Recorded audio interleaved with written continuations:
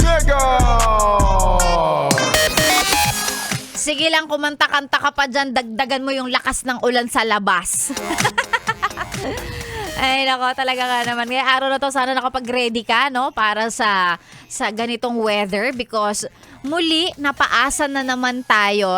Alam mo yon, yung sakit sa damdamin, sa loob na talagang pinapaasa na nga ako nung taong nagugustuhan ko. Pati ba naman ang weather, paaasahin ako. Alam ko, marami sa atin yung bahagyang naging masaya because nung Sabado at Linggo, ang ganda na ng panahon. Lumabas na yung araw, nakapaglaba na nga yung iba. Di ba, mainit? Mainit nung Sabado at Linggo. Siguro kasi epekto yun nung nung kakadasal namin nung nakaraan na sana maaraw yung Sabado. Umaraw naman, di ba? Nakapaglaba nga yung iba, nakapagpatuyo, nakapagbilad ng kung ano-ano. Sumaya na tayo ng bahagya kasi akala natin, ay mukhang tapos na yung ulan-ulan. Come Monday, eto na. Umagang-umaga, buhos talaga ang ulan. So, gaya ng sabi ko, sana nakapag-ready ka sa panahon na to. Looking at the window, charing. Sa view ko dito, pag tinitingnan ko, madilim.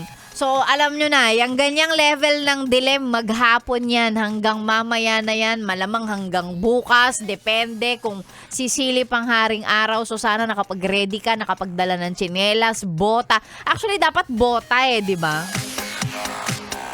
Leptospirosis is waving. So, dapat nakabota ka talaga pagka ganyang baha. Bota, kapote, payong, di ba? Yung mga rain jacket ninyo.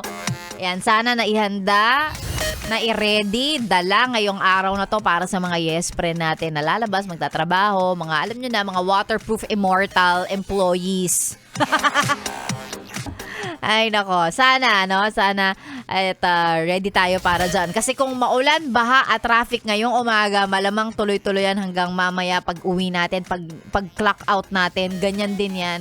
So, be ready and of course, be careful. Mag-ingat, ha?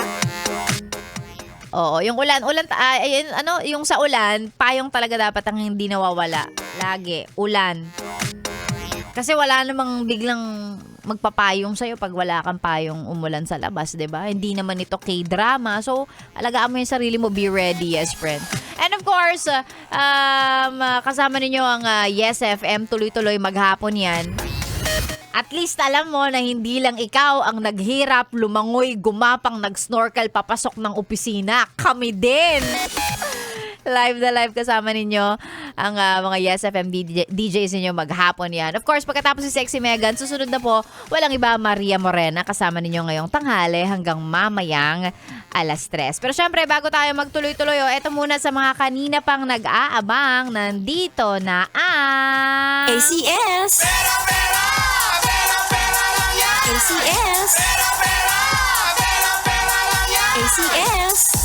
Ang tsansa ninyong manalo ay nandito sa Yes FM. Ang kailangan lang gawin, syempre, sumali sa ating promo. ACS, pera-pera lang yan. Maraming salamat ACS for making this promo possible.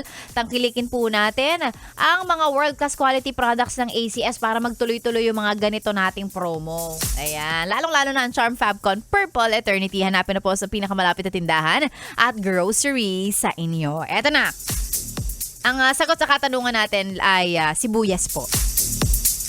O, diba? Agad-agad. Oo, sibuyas yun. Kasi ang tanong ko, ano yung ginagamit na sangkap sa pagluluto na kapag hiniwa-hiwa mo, nakakaiyak? Sibuyas. Eto na, ang tamang kasagutan at iroleta na natin ang mga sagot ng mga yes friend natin. Okay, eto. Tama ang kanyang sagot. Sabi niya, sibuyas. Congratulations! Meron kang 500 pesos. Rodel Bartolome. Rodel Bartolome, congratulations sa'yo. Ikaw ay nanalo ng 500 pesos ngayong araw na to. Ang susunod mong gagawin, syempre, ay i-send kay Sexy Megan ang iyong valid ID at ang iyong e-wallet number, GCash number para mapadala na namin yung 500 pesos mo. Maraming salamat. Congratulations, Rodel Bartolome. Sexy Megan po ang inyong kasama. Ang susunod mong makakasama ang umami sa tanghali. Bubusugin ka ngayong araw ng Monday. Maria Morena. Dito lang sa 101.1 Yes FM. Solid!